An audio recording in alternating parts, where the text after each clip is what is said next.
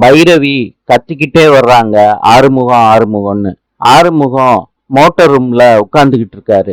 இத பைரவி பாக்குறாங்க. ஆறுமுகம், மோட்டார் ரூம்ல உட்கார்ந்துகிட்டு என்ன பண்ணிக்கிட்டு இருக்க? ஆறுமுகம் சொல்றாரு, பைரவி ஃபியூஸ் தான் போயிருக்கு, இந்த போட்டேன் பாரு ஃபியூஸ. பைரவி சொல்றாங்க, என்ன ஆறுமுகம், ஸ்பார்க் ஆகுது பாரு.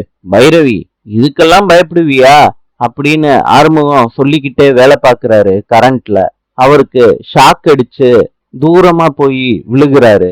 பைரவி இத பார்த்து பதறி போய் ஓடியாராங்க. ஆறுமுகம் ஆறுமுகம்னு ஆறுமுகத்தை காப்பாத்த முயற்சி பண்றாங்க, கதறாங்க. ஆறுமுகம், கண்ணை திறந்து பாருப்பா, ஏன்பா இப்படி இருக்க? ஆறுமுகம் கண்ணை திறக்கிறாரு. என்ன பைரவி, பயந்துட்டியா?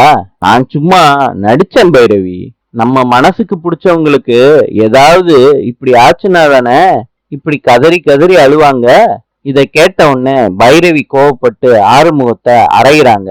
ஆறுமுகம் அதிர்ச்சி ஆயிடுறாரு. பைரவியோட அப்பா தென்னை மரத்துக்கு பின்னாடி நின்னுக்கிட்டு இந்த கண்புள்ளா காட்சிய பாக்குறாரு.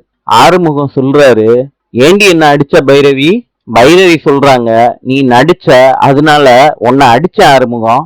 ஆறுமுகம் சொல்றாரு, இந்த ஐடியாவை கொடுத்தது யார் தெரியுமா பைரவி? உங்க அப்பா தான் அப்படின்னு காமிச்சு கொடுக்கறாரு ஆறுமுகம். பைரவியோட அப்பா மனசுக்குள்ள நினைக்கிறாங்க, என் பொண்ணுகிட்ட மாப்பிள்ள நல்லா மாட்டி விட்டாரு. பைரவி அவங்க அப்பாவை பாத்துடுறாங்க. எல்லாம் உன் வேலைதானா, நான் வந்துடுறேன்னு சொல்றாங்க. பைரவியோட அப்பா தப்பிச்சோம் பொழைச்சோன்னு ஓடுறாரு.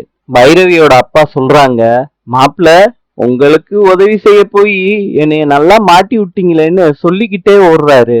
பைரவி துரத்திக்கிட்டே இருக்காங்க. ஆறுமுகம் இத பார்த்து சிரிக்கிறாரு. நாளை சந்திப்போம்.